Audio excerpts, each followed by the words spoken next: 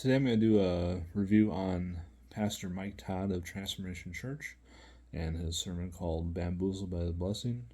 I did speed him up 1.3 speed, so that it'll not only go faster, but also I can avoid any kind of, blowback, copyright kind of thing. So, I did speed up 1.3 speed, so it'll be saving 5 minutes of time. So without further ado, let's go. This principle, truth, and lifestyle can change everything in your life. When you start living, walking, acting, and loving in crazier faith, it changes everything. And around here, if you're just joining us, I'm sorry, but I have an announcement to make. It's bamboo season at Transformation Church. And if you don't know what that is, it is a season of unusual acceleration. Somebody say that with me. Unusual acceleration. Unusual acceleration. I believe that in this season, in this time, in this moment, God is taking things that took a long time and he's accelerating them. Things that you may have sown and things that you may have saw or things that you may have tried to see before, God's saying this is the season of unusual acceleration. And a lot of people don't understand, why would you call it bamboo season? Because a bamboo tree goes under and it's planted for 3 years. And literally when it breaks forth, somebody shout at me, break forth. Break forth. Y'all didn't shout it at me. Somebody say break forth. Break forth. When it breaks forth out of the ground, out of the position of being under, out of obscurity, it has the ability to grow 2 inches every single hour. That is unusual acceleration. Within 24 hours, it can grow 4 feet. God told me to tell Transformation Church prophetically, and anybody who has the faith to believe it, that this is Wait, God told you to tell Transformation Church that? You're a prophet?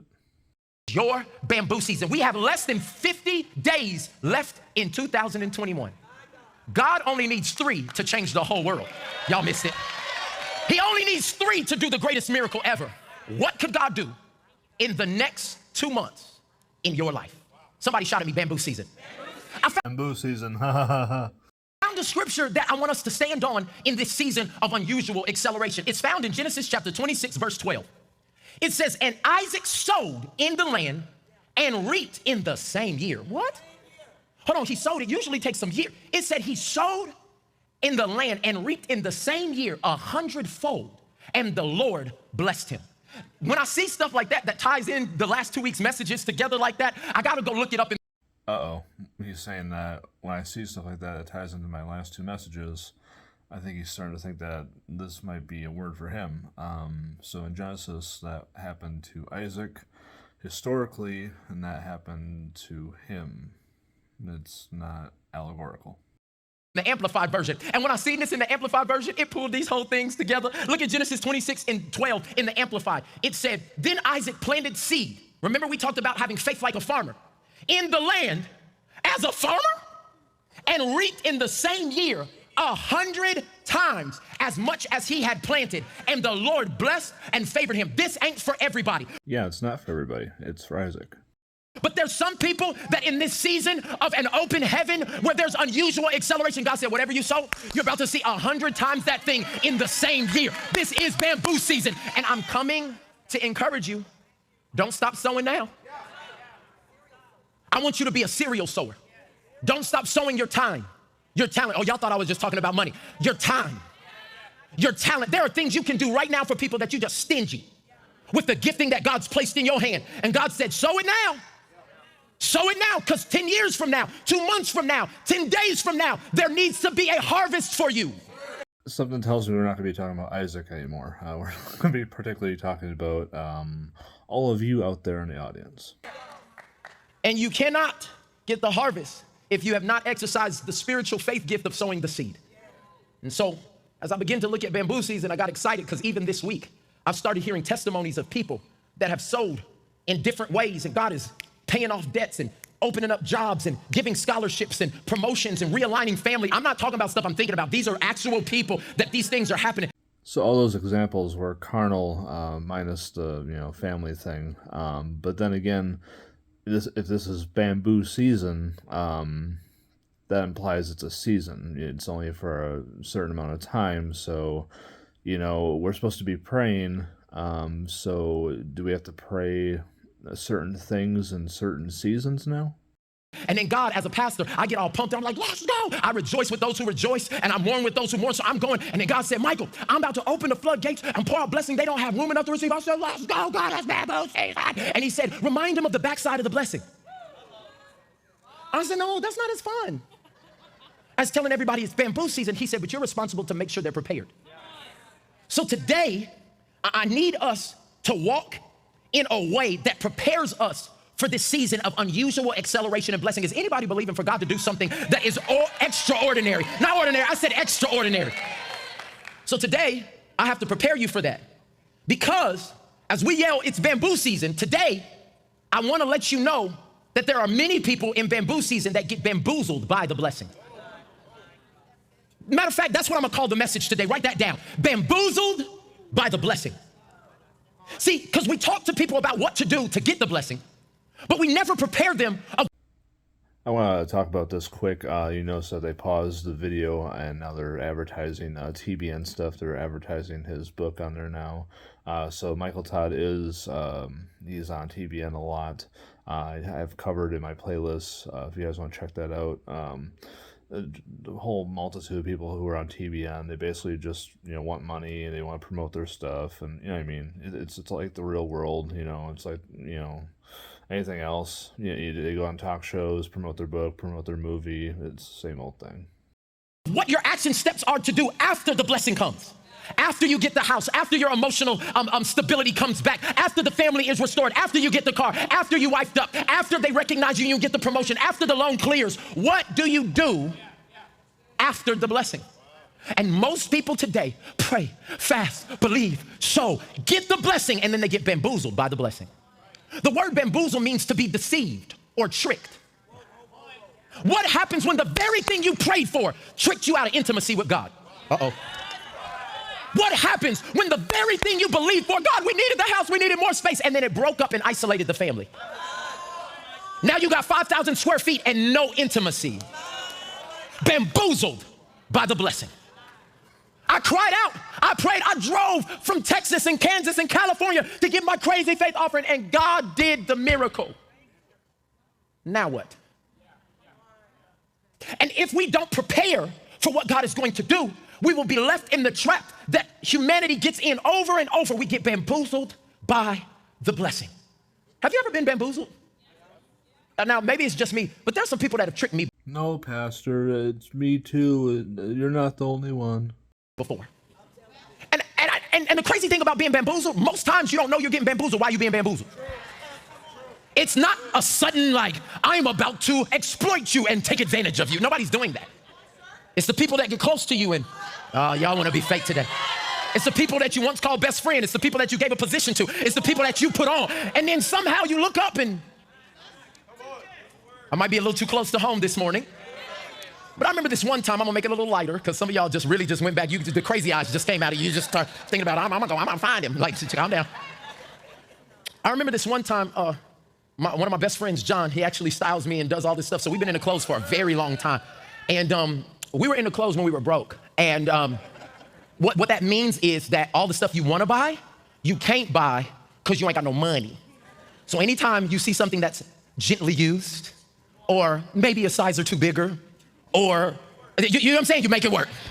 Has anybody ever grown up making it work? Now, some of y'all bougie all your life, but there's some of us that had to take something that was not even and make it work. Well, there was this one time where we've been sneakerheads a long time, and it was the first time these new Yeezy shoes were coming out, and John comes up to me and he's like, So you guys may have heard of some called preachers and sneakers. It's basically, these, very wealthy, pastors, quote unquote, who are, rich and have these, luxurious sneakers that are like thousands of dollars. Well, Mike Todd is one of those people. I found the plug. And John's my friend.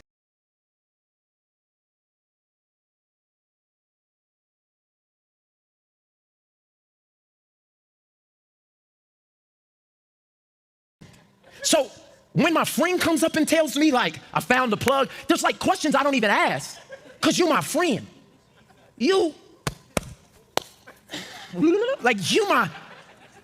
So he's like, I found this chick on Instagram. She can get the Yeezys for $350 and send them right to us. I said, bro, you lying? You know them mugs is like $900 on the aftermarket. He said, bro, I promise you. Look, here's a picture of her. Shows me a picture of this lady. I was like, oh, okay, and she kind of cute, and she work at Finish Line, and she, okay, cool. I scraped together every dollar, dime, nickel, penny that I had. You know when you broke, when you start going to the couch to look for the money. Just hold on, like loose change, other people's car ashtrays. I was everywhere. Haha, stealing is funny. I got my $350 together and gave it to my friend with full confidence. I'm talking about, I was imagining, you talking about see it before you see it? I saw myself with them shoes. I had started planning outfits based on. 1 week goes by.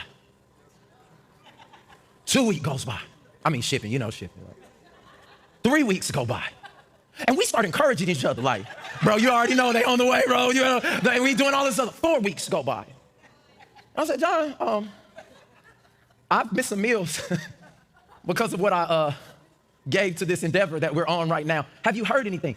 Bro, I DM'd them, I let them know, and they promised me they'd be here next week. 5 weeks goes by. 6 weeks goes by. Now I'm a little aggravated.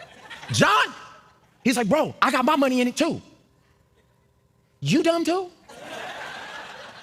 We end up finding out that it wasn't a young lady, it was a man that posted a picture of a young lady at a shoe store. We sent him our money, and that man disappeared.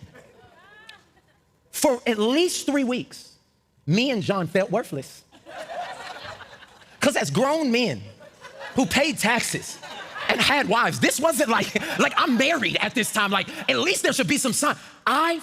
So this to me is very telling. He's recalling a story that happened earlier in his life. So he's married and he's pinching pennies to basically get this $350 together for his pair of Yeezys, and he's missing meals. And he's like I'm married, and so that kind of implies that they're financially not doing too well because he's focused on getting his Yeezys. And so there's a verse in 1 Timothy chapter 5 verse 8 I want to read to you guys.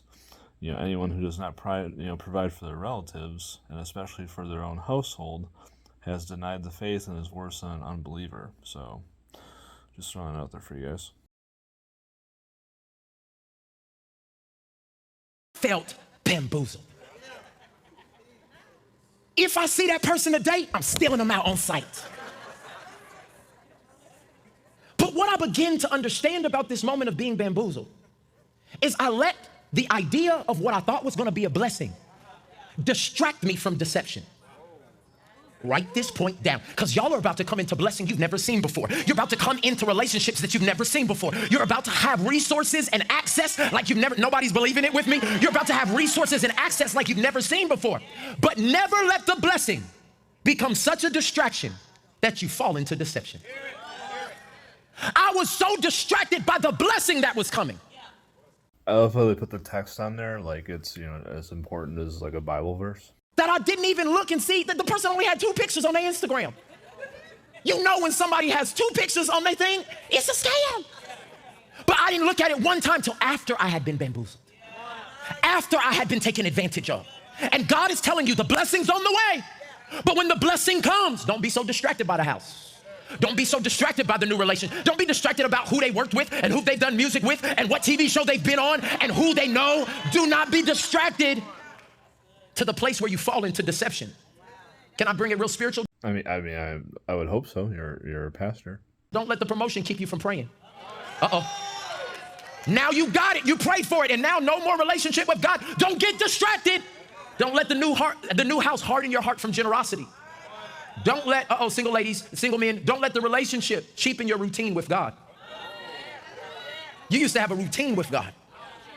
Oh, let me talk to married people. Oh, it's the kids and it's the thing. And God said, I still gave you 24 hours. And somehow you managed to binge watch Netflix, but you had no time to be with me.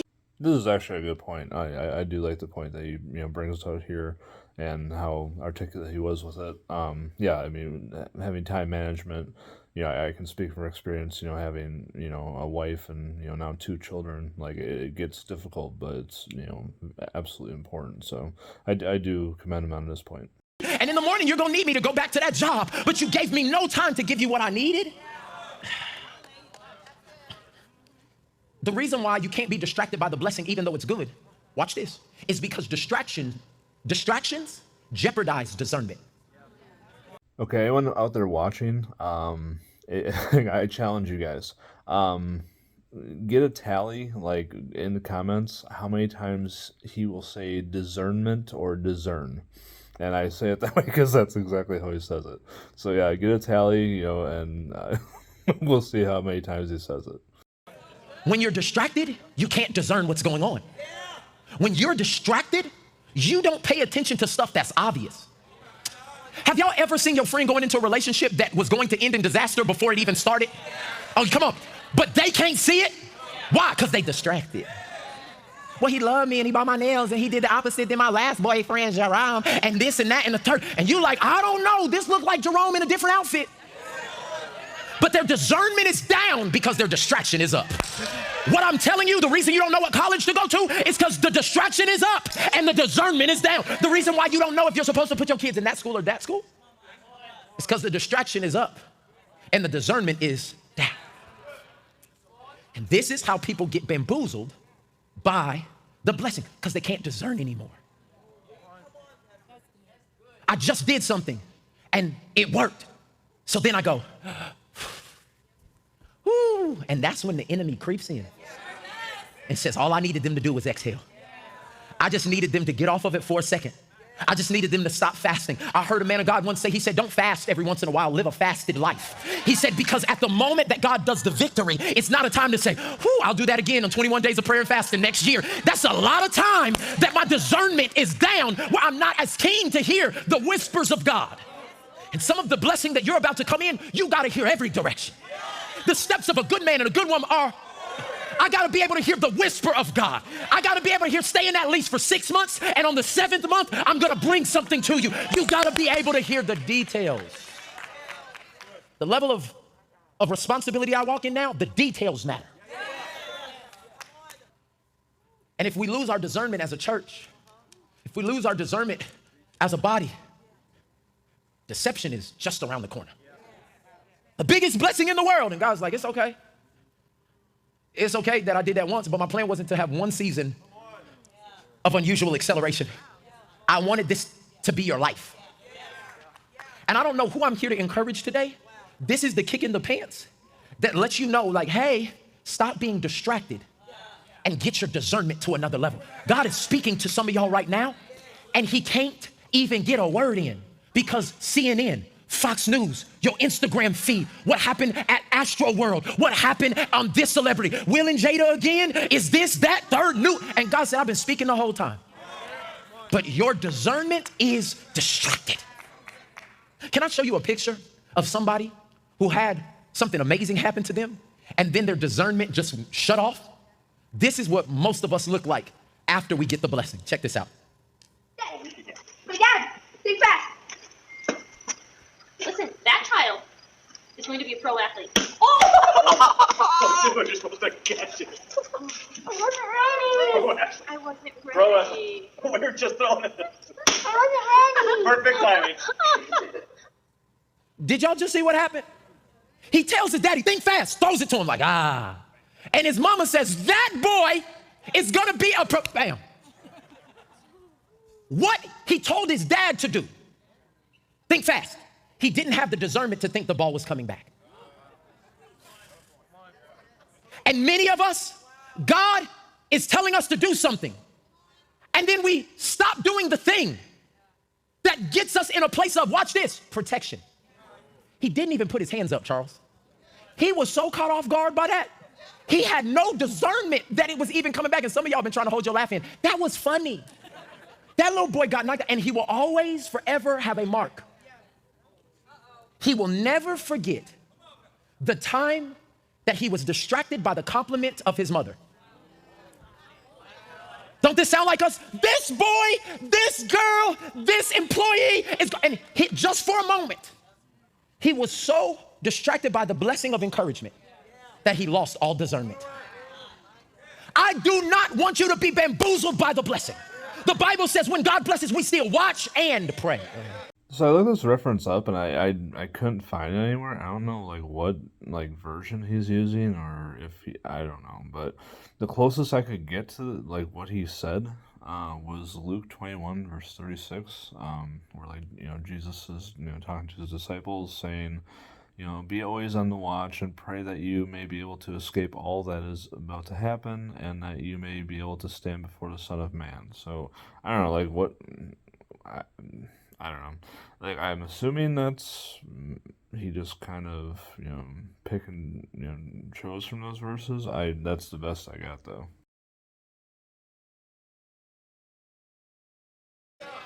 Let me move on. See, because the backside of the blessing, whatever it is, if it's your business doubling, if it's the promotion, if it's you being able to be in emotional stability for the first time after decades of emotional trauma, God said, I'm gonna bless you with it.